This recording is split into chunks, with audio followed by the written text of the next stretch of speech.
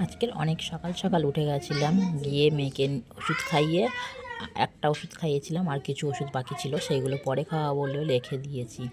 বিছানাটা গুছাবো বলে ওকে বললাম তুই বস, আমি বিছানাটা গুছিয়ে নিই।